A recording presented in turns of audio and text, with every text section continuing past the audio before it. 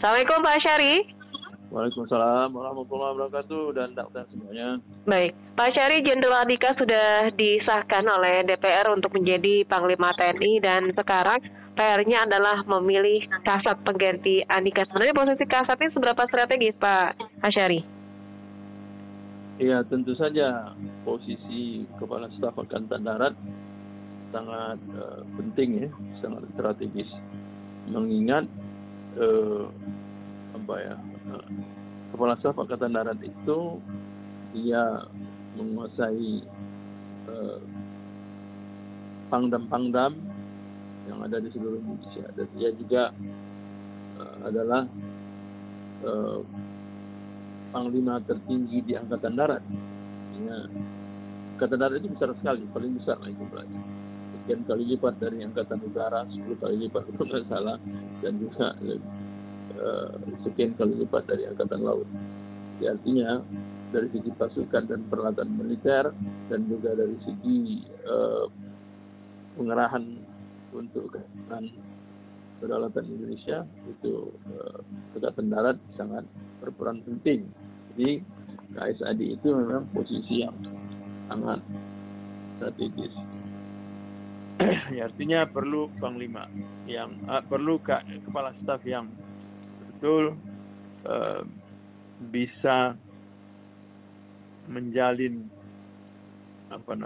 bisa menjamin keeratan kekompakan Angkatan Darat. Dan juga ada sisi lain, Kepala Staf Angkatan Darat itu dia adalah sosok yang biasanya bisa sering muncul ke publik, ada irisannya dengan masyarakat, dengan rakyat. Nah, ini sangat penting kalau Kepala Staf Angkatan Darat itu tidak bisa menjalin komunikasi dengan publik, itu juga akan menjadi sumber masalah. Itu saya kira. Iya. Nah, tentunya kalaupun dari beberapa nama-nama Pak yang sudah muncul, salah satunya ini adalah Dudung Abdul Rahman. Bagaimana Pak? Nah, ini salah satu komponen masyarakat yang paling besar di Indonesia ini adalah umat Islam. Ya. Nah, Dudung semasa dia menjadi Pangdam Jaya, dia menunjukkan kekuasaannya, menunjukkan bahwa dia bisa melakukan apa saja gitu. Dia turunkan baliho Habib Rizik. Nah, itu menunjukkan bahwa Dudung dalam tanda kutip merasa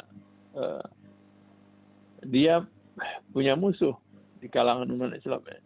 Jadi ya khususnya kepada FPI Habib Rizik dan juga kepada para pengikutnya. Jadi ini kalau Dudung menjadi KSA itu dia akan membawa kenangan ketika dia memberangus baliho Habib Rizik. Nah, jangan lupa bahwa Habib Rizik itu sangat banyak pendukungnya, simpatisannya di kalangan umat Islam Indonesia. Jadi, nah kalau itu ditarik ke apa yang kita jelaskan tadi di bagian pertama, bahwa seorang Kepala Staf Angkatan Darat pastilah banyak berhubungan atau banyak tampil di depan masyarakat ya. Akan banyak hubungan dia dengan komponen masyarakat, bukan umat Islam saja, tapi umat Islam terutama gitu. Nah, kalau Pak Dudung menjadi KSAD, itu kenangan itu nanti akan membekas terus, dan bisa juga akan mendorong orang untuk memprediksi kalau begitu kayaknya Pak Dudung ini disiapkan untuk menjadi misalnya Panglima TNI dan sebagainya, dan juga disiapkan untuk macam-macam. Itu dugaan-dugaan orang kan, disiapkan untuk perhelatan pilpres dan pemilu di tahun 2024 dan lain sebagainya, walaupun dia punya batas waktu pensiun pada tahun 2023 misalnya. Nah, sikap dia yang dianggap arogan oleh masyarakat Islam, nah itu tentu menyisakan sisi negatif di dalam diri Dudung terhadap umat Islam. Jadi bisa saja sih Presiden mengatakan ya nggak ada hubungannya dengan umat Islam, ini kan soal tentara. Iya sih. Tapi ya kalau hari itu khususnya Pangdam Jaya waktu Dudung memberangus baliho-baliho itu kan ya telah menimbulkan sakit hati, ya, ketersinggungan umat Islam dengan cara dia yang arogan itu. Dan itu bisa, kalau Jokowi akhirnya nanti umpamanya menetapkan Dudung berdasarkan usulan dari Panglima TNI, dan sekarang ini memang sangat bahwa ada dua yang akan diusulkan, satu Dudung Abdul Rahman Pangkostrat, satu lagi Kepala Staf Umum TNI yaitu Eko Margiono. Kalau Presiden memutuskan dia akan menunjuk Dudung Abdul Rahman, nah itu akan ditafsirkan lagi oleh orang bahwa Presiden memang inginnya seorang KSAD yang mungkin diproyeksikan akan menjadi Panglima TNI ke depan, yang berani membungkam, berani memberangus kemunculan kelompok-kelompok Islam yang ya kalau saya sebut ya kelompok-kelompok Islam garis lurus seperti itu. Nah itu jadi saya kira ya ini akan memperjauh jarak antara Jokowi dengan umat Islam kalau isyarat-isyarat itu ditunjukkan oleh Presiden, isyarat untuk semakin menjauh itu ya. Itulah kalau ditunjuknya, kalau diusulkan Dudung dan ditetapkan Dudung sebagai KSAD nanti, ini kan isyarat. Nah, masyarakat komunitas Islam akan melihatnya itu sebagai isyarat bahwa Jokowi ingin agar tentara ini keras terhadap Islam, dan itu tafsirannya ke situ begitu. Itu Mbak Ufi. Iya, baik. Lalu kalaupun nama-nama lainnya ada Letjen Bakti Agung Fajri, lalu Eko Margiono yang tadi sempat disinggung oleh Pak Syari, bagaimana kans mereka ini? Ya bisa saja. Kalau kita kembali kepada sesuatu yang normatif, ya itu kan hak prerogatif Presiden. Siapapun yang diusulkan dan siapapun yang dia tunjuk, dia sahkan, ya tidak bisa dibantah oleh siapapun. Tetapi ingat bahwa Presiden juga akan melihat situasi, karena KSAD itu di Indonesia itu dianggap sebagai political appointee, artinya penunjukan politik. Padahal tidak, sebetulnya KSAD itu yang mengurusi militer. Begitu juga Panglima TNI. Tapi itulah Indonesia. Di Panglima TNI sudah dianggap posisi politis yang harus berguna bagi Presiden. Nah ini banyak abuse of institutional. Jadi penyalahgunaan institusi. Nah, tapi itu ya kenyataannya sekarang. Mungkin ke depan kita harapkan generasi baru TNI dan generasi baru civil society akan memisahkan itu. Militer ya urus militer saja, loh, pertahanan. TNI urus pertahanan. Jangan dibawa-bawa nanti TNI. Diharapkan panglimanya akan memberikan baik secara terang-terangan maupun secara implisit memberikan dukungan kepada Presiden yang mengangkat dia. Nah itu berbahaya lah Indonesia kalau gitu. Begitu juga KSAD atau posisi militer lainnya. Kalau seperti itu diberlakukan, Indonesia ini nggak lepas dari masalah. Benar. Ya, jadi perdebatan publik membuang dan kemudian bisa juga merusak lembaga TNI itu, lembaga Angkatan Darat, TNI lah ya, lembaga militer, rusak ya jadinya. Jadi ditarik-tarik ke politik. Nah, jadi kita mengharapkan ke depan itu akan berakhir, tidak ada lagi.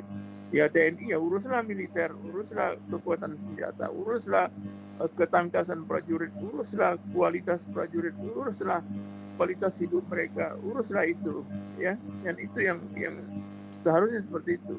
Di negara-negara lain pun ya seperti itu. Militer nggak dibawa-bawa, polisi juga nggak dibawa untuk kekuasaan, untuk memperkuat untuk macam-macam. Ya. Nah, itu sudah terjadi di pemilu 2019 ya, ketika Polri nyata-nyata itu dibawa-bawa ke dalam politik kepemiluan itu. Nah, itu nggak usah, itu nggak bisa dibantah, semua orang tahu. Dan mohon maaf di depan tempat tinggal saya sendiri, saya melihat ada anggota polisi yang menaikkan spanduk waktu itu, salah seorang calon presiden ya, di 2019. Dan ya memang itu nyata kok. Nah, itu harus berakhir lah. Kalau nggak, kita ini kapan kita mau mendapatkan seorang katakanlah presiden yang berkualitas, naik dengan sendirinya, naik dengan kemampuannya, dengan kapabilitasnya, dengan integritasnya, dengan kapabilitasnya. Dia naik dengan itu, bukan naik dengan trik-trik politik, membawa institusi yang bisa mengatur itu, mengatur ini. Itu berbahaya sekali. Dan itu harus diakhiri, budaya seperti itu. Nah, persoalannya kita, lembaga legislatif kita nggak bisa mengawasi itu, karena lembaga legislatif itu kan terdiri dari parpol-parpol. Nah, parpol-parpol ini ya memberikan memberikan tekanan, menunjukkan keinginannya, preferensinya kepada presiden yang dia backing, yang dia calonkan, yang dianggapnya sebagai milik dia. Misalnya partai A besar mencalonkan presiden B menjadi presiden. Nah, di partai A menganggap presiden B ini adalah saya punya gitu. Jadi ya harus ikut apa yang saya inginkan. Nah, ini berbahaya gitu. Jadi repotlah kita kalau begini terus ya. Jadi kita ingin Indonesia mendapatkan seorang presiden yang mumpuni, yang mengerti masalah, bisa memikirkan solusi, mampu memimpin, mampu memanage, mampu bergaul dengan masyarakat internasional dengan martabat yang tinggi itu Mbak Usi. Iya. Nah, tentunya kalau untuk proses pemilihannya, apakah ada mekanisme tersendiri Pak untuk Kasat? Ya, itu kan sudah dijelaskan bahwa aturan pokoknya adalah KSAD, untuk jabatan KSAD dicalonkan oleh Panglima TNI, kemudian ditetapkan oleh Presiden. Jadi Presiden akan memilih. Kalau Panglima TNI mengajukan 2, 3, 4, 5 nama, Presiden akan memutuskan 1, dan tidak bisa dibantah. Nah, yang persoalan yang saya sebutkan tadi, Presiden Jokowi lah khususnya, itu saya menduga dia akan mendapat pesan dari mana-mana. Ini preferensi kami, ini keinginan kami menjadi KSAD. Karena nanti ada orang yang membuat skenario, ini KSAD sekalipun jadi Panglima TNI, dan nanti dia Panglima TNI akan membacking saya untuk dalam percaturan politik berikutnya, dalam percaturan perebutan kekuasaan berikutnya. Ya, maksudnya dalam gampangnya dalam pilpres berikutnya, dalam proses demokrasi. Jadi inilah proses demokrasi kita. Orang-orang di sini sangat suka membawa-bawa itu. Jadi ya, dalam proses pemilihan Kapolri, dalam proses pemilihan Panglima TNI, ya itu selalu hiruk pikuk. Begitu juga KSAD. Seharusnya nggak perlu diberitakan.